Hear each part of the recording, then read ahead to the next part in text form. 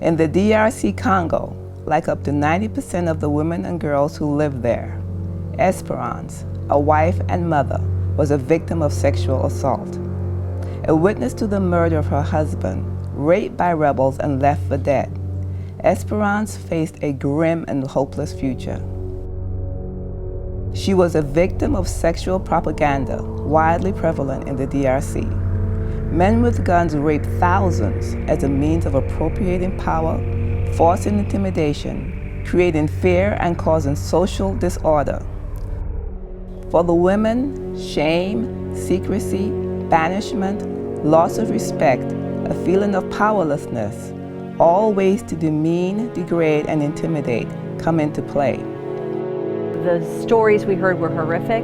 The conversation in their villages and their churches were not if this should happen to you, but when this happens to you.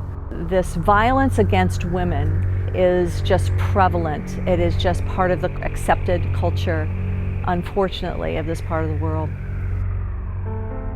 But as Christians saved by grace, we know and have seen that lives can be redeemed and rebuilt. And through the efforts of friends, the intervention of world relief partners, and the amazing restorative power of prayer, Esperance is offering her story to the world. Esperance cannot read or write, but she finally wants her story known. To give permission to share her story, she asked her pastor to write these words, "Tell my story." Then underneath, she stamped her unique thumbprint. Many of you ran for Esperance with your symbolic sticks. We too have a testimony through our story and by our witness. One of our church's most powerful testimonies to the power of Jesus is our participation in Race for Peace.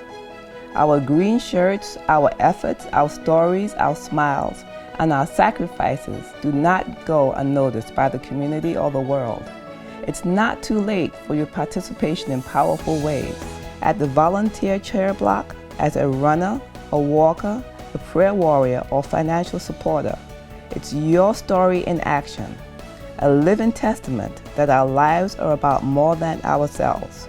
This process of running a race, of putting on this green shirt, of carrying a stick in our hands, is a way not only to identify with people who live in another part of the world, but a way of saying, this is my story too. I am also pleading for God for my city, for my country, for my family, for my daughters, for my granddaughters, for my sisters, for myself. This experience of running this race, of sacrificing, of pouring myself out on behalf of someone else, somehow changes me. Your participation is your statement to the world that people matter, that violence will neither be ignored nor tolerated, that peace against all odds is still possible in a world that has lost its way. Show the world that our stories matter and that Esperance and thousands of others like her matter to the kingdom. Sign up today.